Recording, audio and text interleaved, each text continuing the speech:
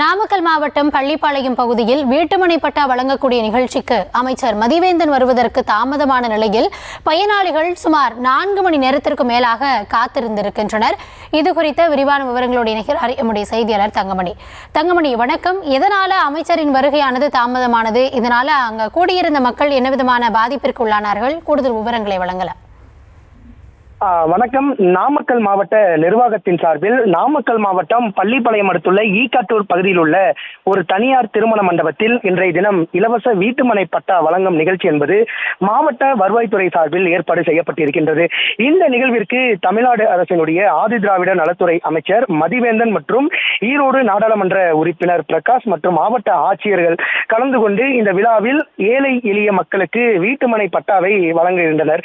இந்த நிலையில்தான் காலை 9 மணி முதலே இருந்து குமராபாளையம் சட்டமன்ற தொகுதிக்கு உட்பட்ட பல்வேறு கிராமப்புற பகுதிகளைச் சேர்ந்த பெண்மணிகளுக்கு இந்த வீட்டுமனை பட்டா வழங்குவதற்காக பெண்கள் இங்கு வந்திருந்தனர்.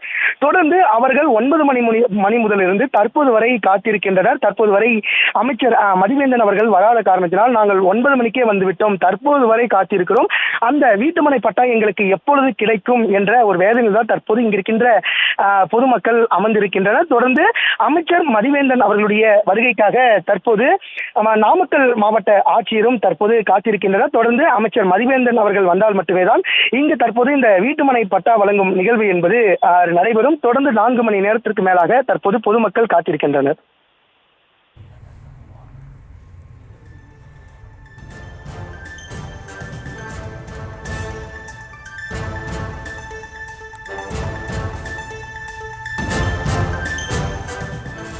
விவரங்களுக்கு நன்றி தங்கமணி.